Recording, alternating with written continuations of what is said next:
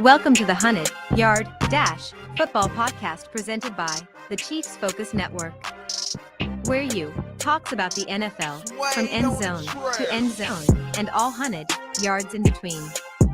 Without further ado, here's you.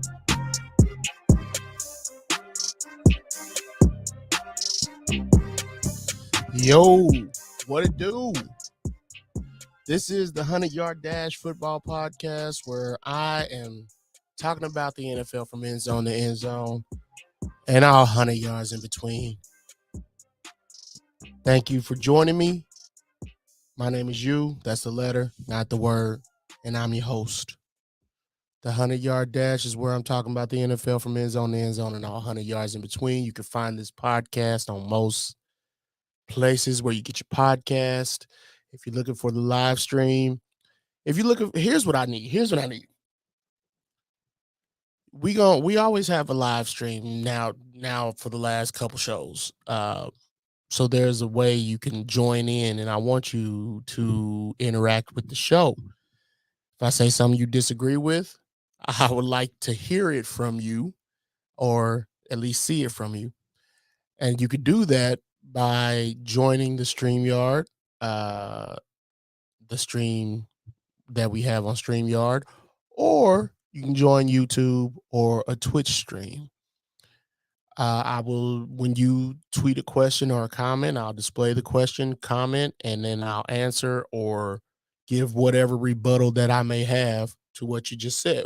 So I want you to get involved with the show because this ain't my show. It's our show. You know what I mean?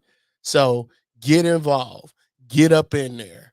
Get involved with the show. Week 16 was a beautiful week. Week 16 was electric. That's not to say we didn't have some duds in there. That's not to say we didn't have some boring games that I didn't want to talk about, and we'll get to that too. But it was pretty nice this week, and we coming down to the wires. It's obviously I already had that show, but it's go time now. It's go time now. So let's get into it. Week 16, Thursday night games. Now, this week we had Thursday, Saturday night, and Sunday games, right? Or Saturday, and then Sunday game. So the Jacksonville Jaguars are fighting for their playoff lives, right? And oh yeah, I forgot that I got my co-host with me, Aaliyah. She's she's in her seat, and she's been a lot more vocal lately. So sidebar, but she's been a lot more vocal lately. So you'll hear her over here. Yeah. So eventually she'll probably ask me to pick her up. So we'll see how that works out. But again, we keep it moving. Jacksonville's fighting for their playoff lives, but they're playing the Jets, who are fighting for their playoff lives.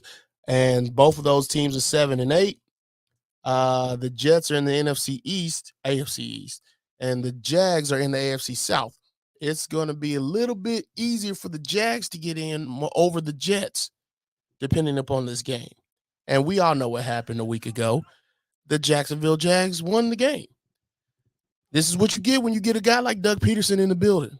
This is what you get. A proven winner. A guy who has won a championship. This is why people like hardware. This is why people like resumes. Jacksonville is now playing some of their best football. The Jets have now lost 4 or 5 of their last 5. Zach Wilson was the quarterback, and we all know that that's not a situation that you want. Zach Wilson is a cancer to the Jets organization. Reports say that the Jets plan to part ways with Wilson this offseason per Jay Glazer. And I got a question for you. Why are you waiting? Why are you waiting? If you got cancer, the best thing for you is to get it out as soon as possible, pending that everything is okay. And I don't know the details behind the contract, but it's a rookie contract. Whatever ramifications there are for letting go of Zach Wilson right now, you deal with it. Because one thing you got is you got everybody else in that organization. You got 52 men playing football and playing hard, theoretically, right?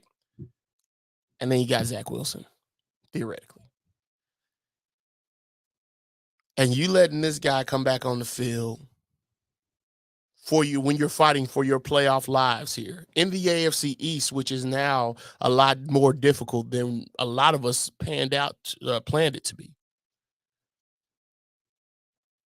Joe Douglas and Robert Saleh got to get rid of that cancer before it spreads. And I don't know if they got enough time to wait until week 18 to do it. I just don't think they do. But it doesn't matter because we moving on. Saturday's game, Atlanta Falcons at the Baltimore Ravens. 5-10 are the Atlanta Falcons. The Baltimore Ravens improved to 10-5 as they beat the Falcons 17-9. Desmond Ridder played for the Falcons. Lamar Jackson still out. I didn't watch this game. Had no earthly desire to watch this game. Do I still think that Lamar should sit out? Yes, absolutely. And I know, diplomatically, how can I say this? I understand that he is a African American quarterback in America. And when we talk about being an African American quarterback, we got to adhere to a different set of rules. And Baltimore and I'm not 100% sure Baltimore is going to actually try to get him a good deal. He deserves every bit of it, especially if they'll make the playoffs, obviously. But Lamar has been more valuable to that organization than they realize. And I heard there were some people talking about the quarterback that they have now, that they should just go into the season, pay him like 17-20 million. You know what? I hope they do, and I hope Lamar gets his bag elsewhere. If that happens, if they go down that route, because that's a route you probably aren't going to come back or be seen favorably on you, because you didn't want to pay an MVP, a former MVP that set records all over the place, and you want to get somebody else. You're going to lure somebody else up in there. That'll be. I'm interested to see how that'll work. I'm interested to see how that will work. Now let's go on to this Buffalo Bills situation. The Buffalo Bills beat the Chicago Bears. They don't just beat them, they beat the snot out of them, 35-13. Buffalo Bills are 12-13. Chicago Bears are 3-12. The only way this game would have been worth talking about is if the Bears won, and they didn't. So we keep it moving because the Bears didn't win. Cincinnati Bengals they beat the New England Patriots 22-18. Cincinnati's 11-4. New England still fighting for their playoff hopes, and that's 7-8. The Bengals are getting stronger. They're like Thanos at the end of all those Marvel movies, just destroying teams, just out here destroying teams and stealing stones. And this team was no different. They are leaving. I think they've won 6 or 7 straight, something like that. And I understand this Patriots team isn't exactly a murderer's row of players, but you only can beat who's in front of you. And Cincinnati is doing it onto an 11-4 record. Yeah, so they're just Thanos in the AFC North. They're just Thanos and things in the AFC North. This Patriots team is exactly what you get when you have a failed head coach of the Lions and a failed head coach of the New York Giants as your undefined coordinators. I don't know what For the genius that we call Bill Belichick, for the genius that we all hail Bill Belichick to be, how did he think this undefined coordinator role with with Joe Judge and dang, I forgot the other dude's name. How did he figure that out? How did he think that would work? Because it hasn't. It has not worked at all.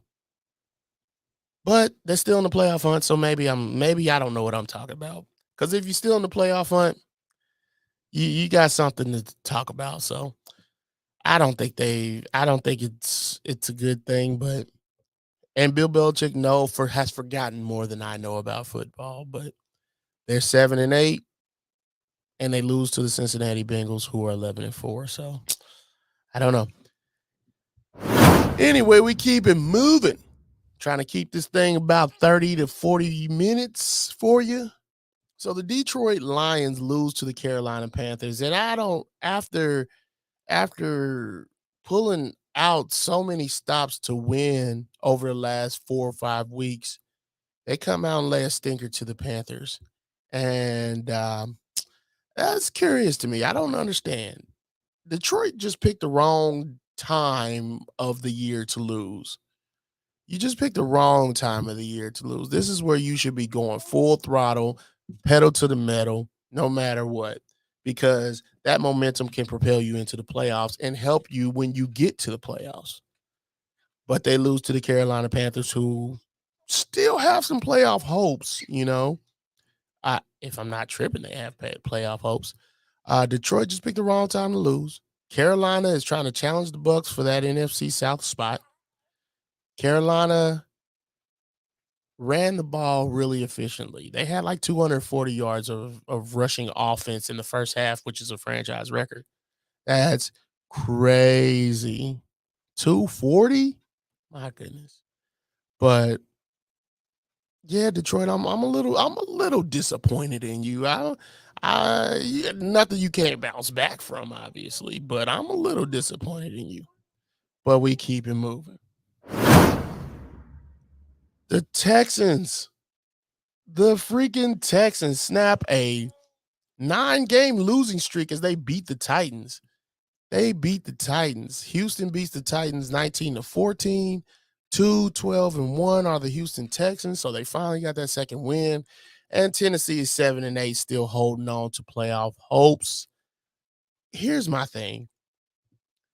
I talked earlier about picking the wrong time to lose Detroit. I just talked about that. Tennessee, they just dropped so many games over the last few weeks. When they were solely in control at one point of this season, they were solely in control of the AFC South. And here we are, where they're now resting Ryan Tannehill this week. They're resting the running back, Derrick Henry. They're resting a lot of their starters for week 17 in preparation to play the Jacksonville Jaguars in week 18, which is super interesting to me. What's up, Phil? What's up, Magruder? That's super interesting to me. Um, the Texans, not the Texans, they've been scrappy all season. They haven't given up on Lovie Smith, which is one thing I love about a Lovie Smith team. They have the heart to win. They just don't have the talent. But at 2-12-1, they'll be able to get that talent on the roster by next year. By next year, they'll be able to get that talent on the roster, and Lovie Smith will be in his second year, and he'll be able to hopefully get that team to winning some things. QB Josh Dobbs starts tonight for the Titans over Malik Willis, which is interesting because they just drafted Malik Willis, and you know how young cats tend to be a little bit more sensitive when it comes to starting them and then benching them, and so we'll see how that works with Malik Willis's development. Josh Dobbs, I want to say he came out of UCLA, and he was in that draft with want to say 2019. Maybe it's 2018. Girl. I think it's 2018. But we'll see what happens on that because I don't know if this is the right move for the Texans. I mean, for the Titans. But the Texans are playing hard, and they finally snapped this 9-game losing streak, and they beat the Titans. I'm sorry. Let's move on. The Saints beat the Browns 17-10. The Saints are 6-9. The Browns are 6-9. Do I believe? Do I don't like the Browns. I'm sorry. There's nothing about this game that really intrigues me. I haven't liked the Saints since the beginning of the season. I just didn't. I didn't like the way they were constructing the team. I didn't like. Um, okay, Phil said Josh Dobbs. It was Tennessee, same draft as Mahomes, Watson in 2017. Okay, that was the Josh Dobbs comment. So, but we keep it moving. For the Saints and Browns, I'm not interested in neither of these two teams. The Browns 6-9 is a disappointing thing for them. Is a disappointing record for them, and I get that they were not expecting to compete this year because obviously, Deshaun Watson is uh, knocking off the cobwebs for not playing for a few years. But the Saints had their opportunity. And I wasn't a fan of the way they constructed the team. Bunch of old guys. And I know that ain't no ageism. It's just real.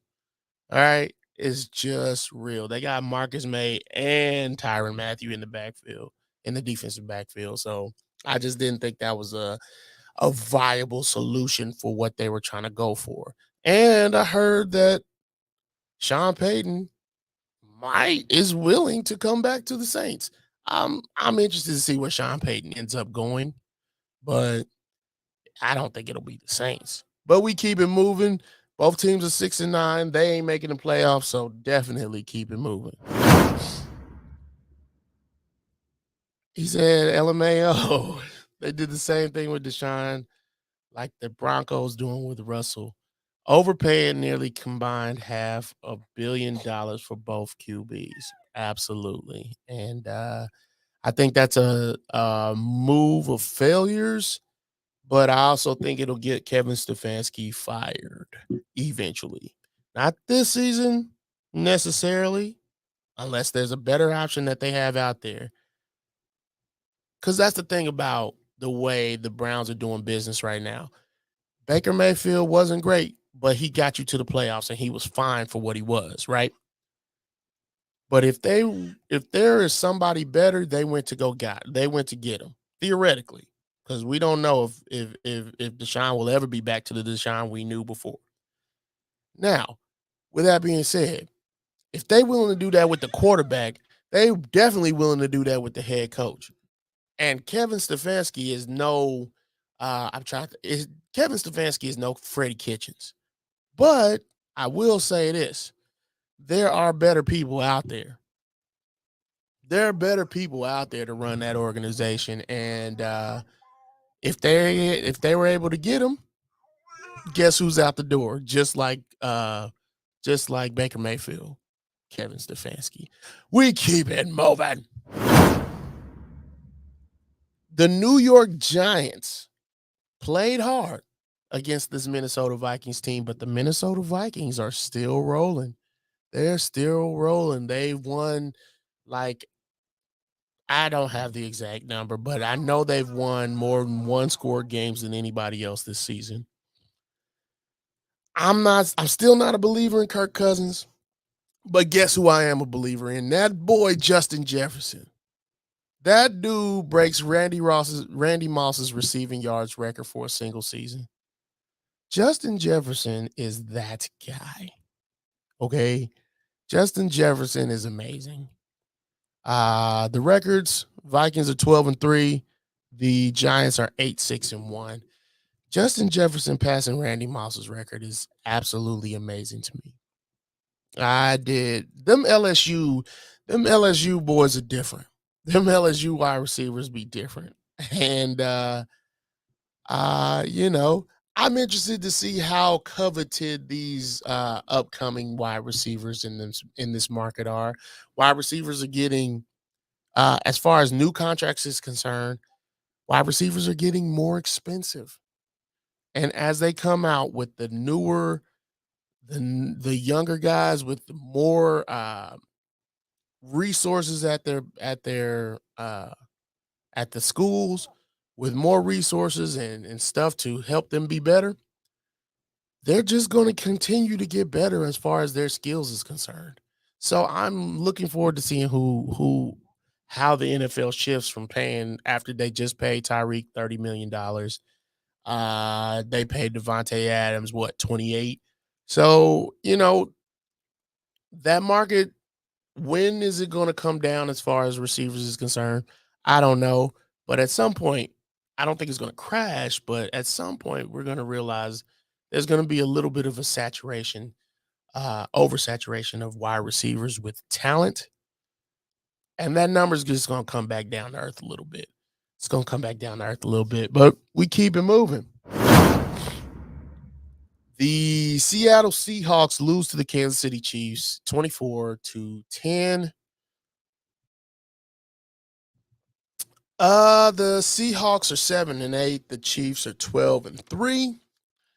This game ends a streak of games with a turnover for 9 straight for Kansas City. Kansas City had 9 straight turnovers. Oh, Phil Magruder, the Vikings ain't getting rid of Justin Jefferson.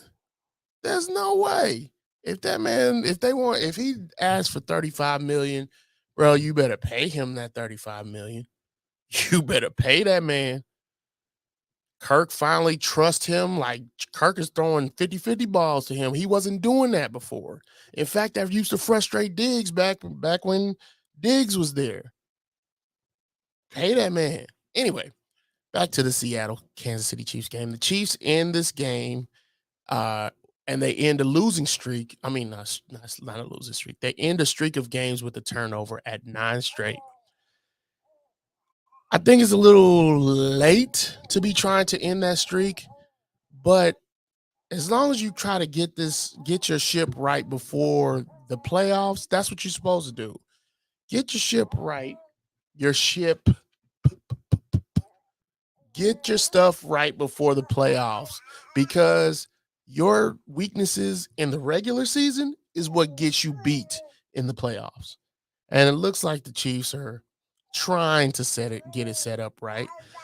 And I don't know if I said the records. The Seahawks are 7-8. The Chiefs are 12-3. So this was a game that you're looking forward to seeing them play. The Chiefs. They played a great all-around game. Dominant, relatively clean cut, no major injuries. Hey, relatively no major injuries. So this is a game that a lot of people were waiting to see from the Chiefs. And you finally got it. So we gonna move on. By the by, Mahomes continues to be great. We keep it moving. The Washington Commanders lose to the San Francisco 49ers. San Francisco scores 37. Washington scores 20. San Fran is 11-4. Washington is 7-1. We all figured the Niners will win this game. I did. I figured the Niners will win this game. Nick Bosa is probably about to be the defensive player of the year. Unless Chris Jones comes out the woodworks and goes ham for like three sacks for the next 2 games, I don't see him taking that away from Nick Bosa. I just don't see it, because Nick Bosa has been playing like a bat out of Hades, and the dude is normally injury prone, but he's been staying relatively healthy this year. And also, that defense is a top 2 defense this year. So it's been wild, but I think Nick Bosa got it. Heineke got benched for Wentz in this game. I'm not sure. I don't understand that move at all. I don't get it, but I'm starting to realize that they're in control of their own destiny, but I think they're trying to lose, and I think they're trying to secure their draft spot. I don't understand why, but hey, we'll see what happens. The Philadelphia Eagles lose to the Cowboys 40-34. Cowboys score 40. Philadelphia scores 34. The Eagles are 13-2. I said 3. The Eagles are 13-2. The Cowboys are 11-4. First of all, Michael Parsons is that guy. Okay. We all knew that. No news to anybody right there. But, but, but Philadelphia has now, they lost this game. Jalen Hurts was in the MVP talks, but I don't think he will be there any longer due to his injury. And I also think the Eagles are going to shut everything down right now because of the situation. It's all about playoffs now for them. They got the number 1 seed, if I'm not mistaken. They got all that set up, so they don't have to play for anything specific. Um, so why risk getting your players hurt when you are here for a playoff run? So they're sitting everybody. They're sitting. Jalen Hurts is getting right for the playoffs, even though it's hurting his MVP campaign. He's injured. Let's make that clear. He is injured, but you know, playoffs and the Super Bowl is bigger than an individual award, in my opinion. And so they are trying to make sure that they're able to compete and compete well with a healthy crew. So and let's talk about the Cowboys. I'm not a believer in the Cowboys. I heard they reaching out to T.O. or T.O.'s reaching out to them or whatever. I actually do still think that T.O. can offer a team a legitimate threat at wide receiver. Do I think he is what he was back with the Eagles? Absolutely not. Father Time is undefeated. However, I think T.O. is such a physical specimen. T.O. is also um, a technician when it comes to route running. I think he has something to offer a team. I don't think this will, let's be clear, I don't think it'll happen. But if I'm a team, I'm trying to think of a good team that would make the playoffs that I'm thinking of, but I can't think of anybody. But a fringe playoff team, I would absolutely consider signing T.O. But you better make sure you win it all. You never know what'll happen, but you better make sure you win it all. And I don't think the Cowboys are going to win it all because when's the last time they won it all? I have no faith in the Cowboys, and I have less faith in Mike McCarthy. Just throwing it out there. All right, the Raiders lose to the Steelers. The Steelers beat the Raiders 13-10. They are 7-7. The Steelers are 7-7. The Raiders are 6-9.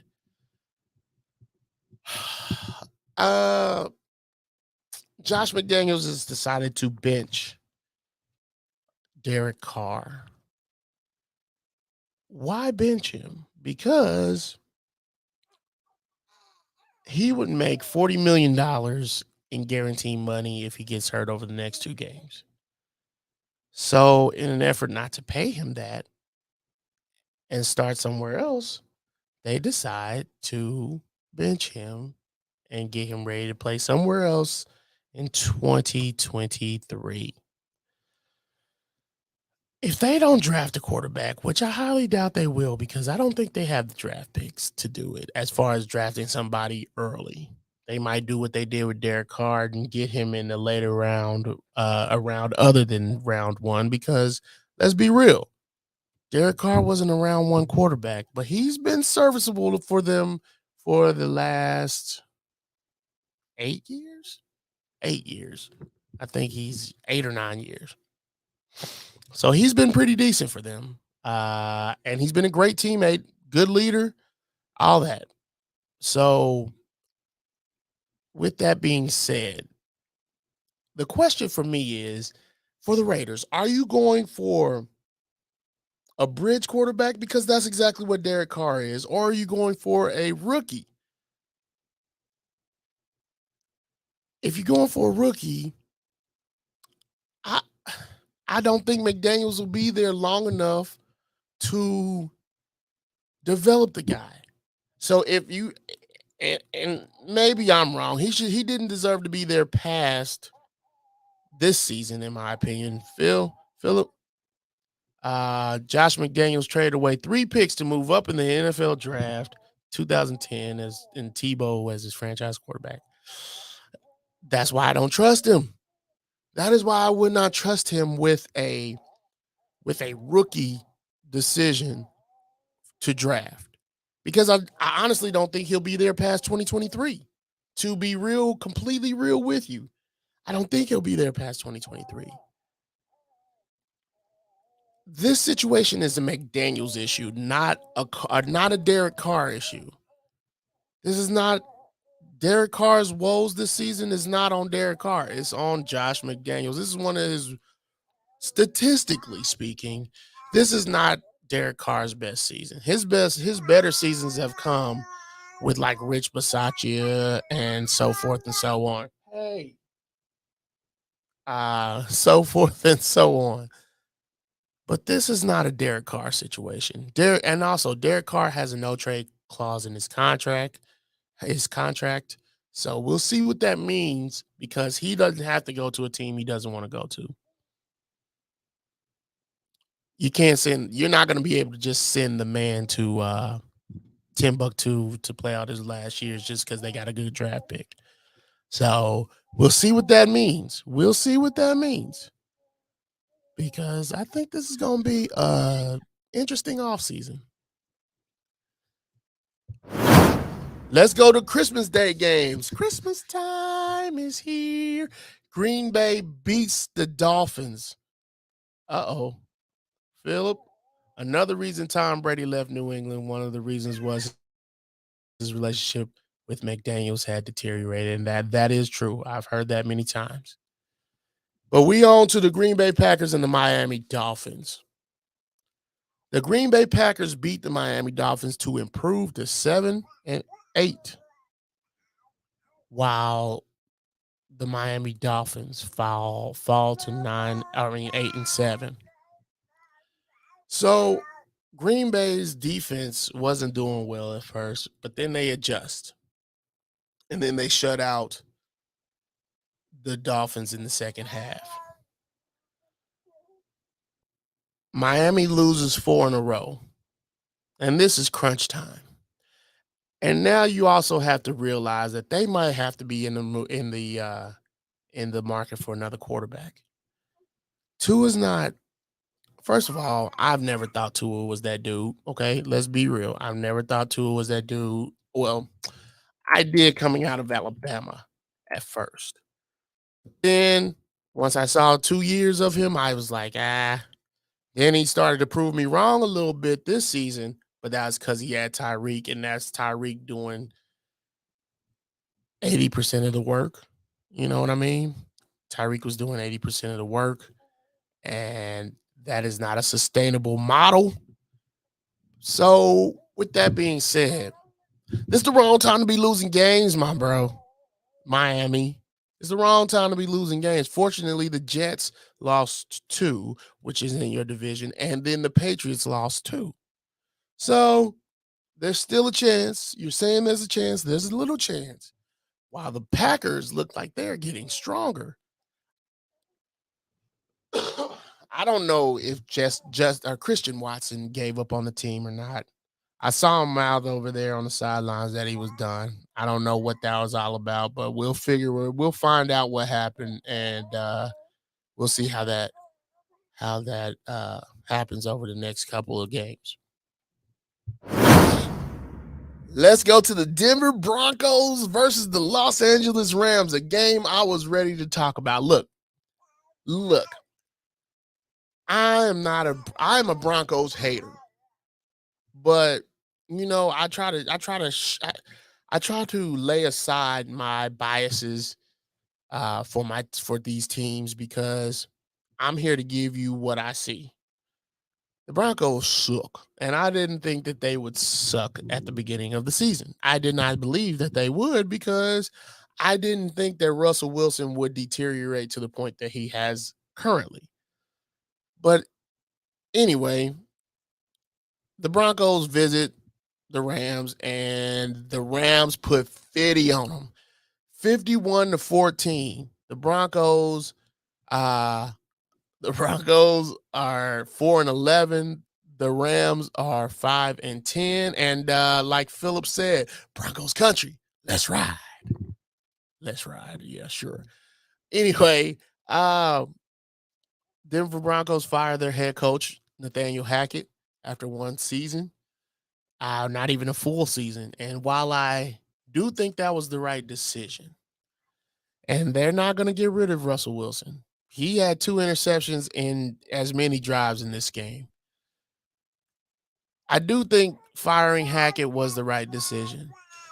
But I'm going to be honest with you. Sometimes I think that these dudes just need time. Nathaniel Hackett was making rookie head coach mistakes. It's just what it was. And he could recover from that over the next couple years, right? He could. But he couldn't escape what Russell Wilson was giving you on the field. There's no way he could do that. Like, you couldn't do it this game. 2 interceptions and 2 drives? Come on now. After this game, it might be time to rename Murphy's Law to Russell Wilson's Law, because everything that could have went wrong did go wrong. I think that's Murphy's Law, but we keep it moving. Oh, man. Tampa Bay continues to roll, and Tom Brady continues to get overtime wins. First of all, we know that that the Cardinals aren't that good. They just aren't that good. They aren't that good. Their record over the last 2 years actually boggles my mind, but whatever. The Tampa Bay Buccaneers beat the Cardinals 19-16 in overtime. The Bucs are 7-8. The Cardinals are 4-11. And all you want is Tom Brady in the playoffs, and you could figure out the rest as long as Tom Brady's in the playoffs and he's winning these games with close margins, last minute drives, all that kind of stuff. So when you got Tom Brady and you got playoffs, he turns into a different person. So they're not out of it. They don't look great, but they're not out of it. Okay, so we'll see what happens there. The Cardinals, they're a mess. JJ Watt retires. I've never been a JJ Watt fan. I know he's been freaking amazing. I understand that, but I've never been a JJ Watt fan. And when he went to the Cardinals, he said he wanted to go somewhere where he can win, where he has a chance to win the Super Bowl. And then you go and sign with the Cardinals. I call BS. You're full of it. Yeah. So JJ Watt retires. Didn't even finish out the season. It is what it is. And the Cardinals, let's talk about the Cardinals a little bit. The only one left, Kyler Murray's injured. He's not going anywhere, but he's injured. Steve Keim has stepped away for some sort of health issue, not unrelated. We don't know. So at the current time, the only one left from that regime that just recently got an extension for all 3 of those people, Keim, Murray, and Kingsbury. Kingsbury is the only one left, which many believe that he will get fired at the end of the season. We'll see. But it sounds like now I read a lot of reports about Sean Payton wanting to go certain places. I read a whole lot of reports about that. And the thing about that is it's fine if that's the truth, but you never know how true these are. But I'm hearing he would like to go to Arizona, but there's going to be so many there's going to be so many teams vying for his services once they fire their candidates next week or the week after. It's the week after on week 7 or when in week 18 after week 18. It's going to be his pick of the litter, as it were. So Arizona's one to watch. Arizona's one to watch. Let's go on to the Colts losing to the Chargers. The Chargers are 9-6. They clinch. They finally clinch a playoff berth. The first time in Brandon Staley's career, which is I think is his second or third year, and it's the first time in Justin Herbert's career. It's okay. Brandon Staley's in his second year. Justin Herbert's in his third. With that being said, about time. Everybody want to talk about Justin Herbert. He doesn't have that. He didn't have the resume to be discussed in circles with Mahomes, Lamar, and so forth and so on. But now he finally made the playoffs, so we'll see what happens. We'll see how it works out. So he deserves to be talked about now. So they finally clinch a playoff spot. Nick Foles started for the Indianapolis Colts, and he looks just as terrible as I remember him. I was mad at Matt Nagy for bailing out the Jacksonville Jaguars back when they took that contract off of their hands after they traded for him, or not traded for him, got him from Philadelphia after he won that Super Bowl. And I thought that was a stupid move then. I'm surprised Nick Foles is still in the NFL, but he is, and he played horrible, and we keep him moving. The Colts got a lot of work to do this offseason. I don't know what that entails exactly. They at least got their draft picks because they kept them all. I just don't know exactly what's next for the Colts. I don't know who they're targeting. They got Jeff Saturday as their head coach right now. It's just an interim, but we'll see how that works out. I'm interested in how they decide to move during the offseason. But the Chargers finally make the playoffs. And let me look at the playoff. I just had it up, but here we go. Here's when things start messing up for me. But it is what it is. Let's look at, instead of looking at draft picks, right? Let's look at draft picks. So right now, the top 10 draft picks is Houston is number 1, Chicago's number 2, Seattle is number 3 because they traded that one for Russell Wilson. Arizona's 4, Indianapolis is 5, which they should be able to go get their quarterback. Atlanta's 6, Detroit is 7, and that's part of that Jared Goff trade. Carolina is 8, Vegas is 9, and Philadelphia is 10 as part of the trade to New Orleans. So I'm interested to see how how the quarterback's going to fall, because quarterbacks are king as far as everything is concerned with the NFL. We still got a formidable amount of football left to play as far and watch and pay attention to. But we will see what happens. NFL awards are coming out soon. Many people think that Patrick Mahomes is going to be the MVP, and I do think it's his to lose, but that doesn't mean he can't lose it. But I don't think he will, and that's just because of Jalen Hurts sitting out and being injured or whatever. So, still got a lot of football left to play. We still got a lot of news left to cover in the NFL, even from this moment and beyond. Even in the offseason, the NFL continues to be the cash cow when it comes to headlines. So I appreciate you watching this. I actually at the max, I had like five live watchers, but even still, I appreciate it. And it doesn't go unnoticed.